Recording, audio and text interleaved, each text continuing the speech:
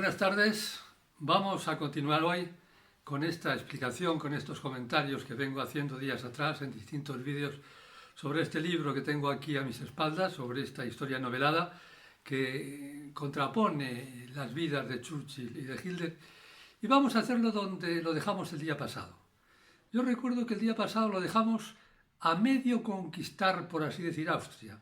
En mitad del proceso de anexión por parte de Hitler de Austria, vamos a continuarlo ahí y viendo a ver todo lo que pasó, que fueron cosas muy interesantes y que marcaron toda una época con la desembocadura final en la guerra, que también veremos a continuación. Pues bien, el día pasado vimos cómo Hitler pretendía anexionarse Austria por un proceso gradual, tranquilo, pacífico, por así decir.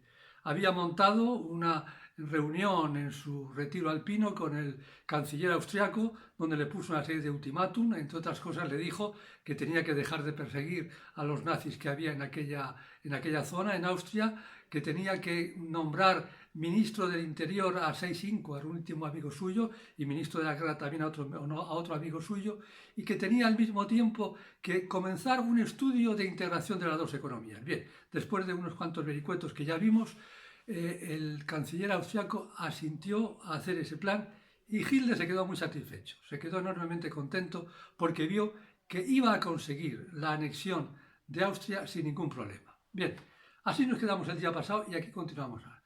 En esa situación, estábamos en el mes de febrero de 1938, a comienzos del mes de marzo, todo el sistema gradual de Hitler de intentar anexionarse tranquilamente a Austria saltó por los aires, porque el canciller austriaco, en contra de todo pronóstico y en contra, por supuesto, de la voluntad de Hitler, convocó un referéndum para el día 13 de ese mes, donde pedía que se pronunciasen los austriacos sobre lo siguiente.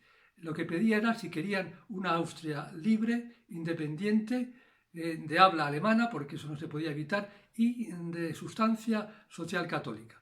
La pregunta estaba hecha de tal forma que era imposible decir que no, y eso suponía ir en contra de los planes de anexión que había pactado con Hitler. Bueno, cuando Hitler se enteró de ello, en primer lugar tardó medio día en reaccionar, porque se quedó tan sorprendido, le parecía tan imposible que hubieran ido en contra de su voluntad, que como digo, tardó en reaccionar.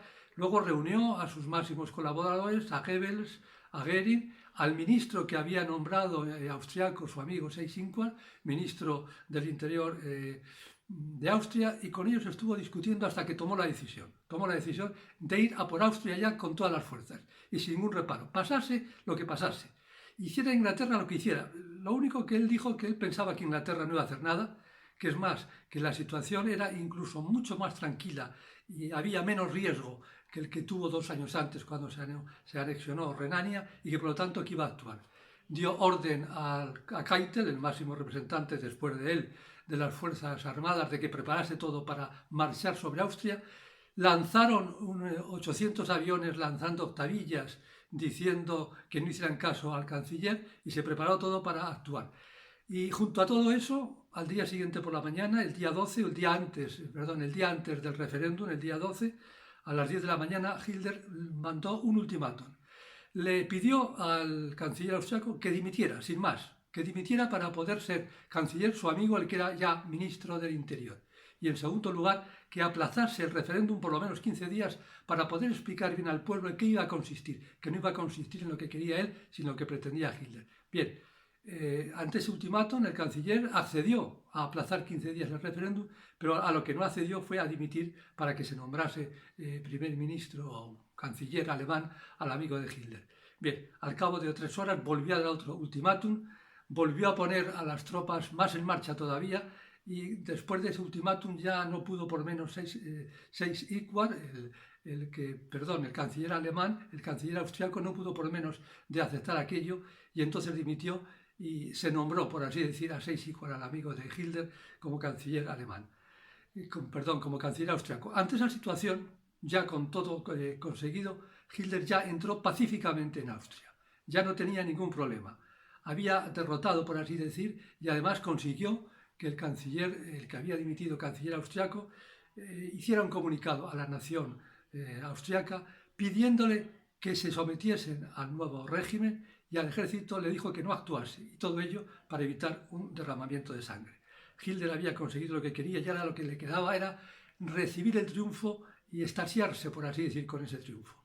Al día siguiente, por la mañana, Hitler y el máximo representante de las fuerzas alemanas viajaron desde Berlín hasta Múnich y allí se instalaron en una caravana de coches descapotables, a pesar del frío que hacía, erguidos de pie, para entrar en Austria con toda solemnidad. Y en esa marcha, a las 4 de la tarde, ya a las 4 de la tarde de ese día siguiente al que había comenzado todo, cruzó emocionado la frontera austriaca y cruzó por su pueblo, por el pueblo en que había nacido, porque Hitler, es preciso recordarle, era nativo de Austria. Cruzó por el pueblo, no se detuvo y continuó viaje hasta Linz, que es donde había pasado su infancia y su juventud.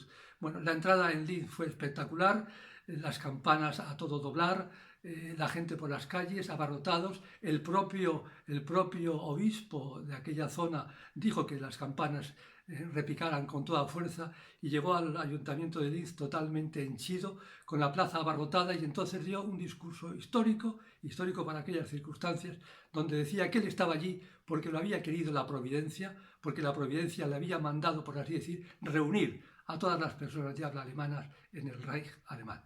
Bueno, así, al día siguiente dictó una norma, hizo que se hiciera un decreto en virtud del cual Austria se convertía en una simple provincia alemana y viajó para Viena, donde tuvo otro recibimiento similar y volvió a hacer otro discurso en el mismo tono, rebachando lo que ya había dicho en Linz.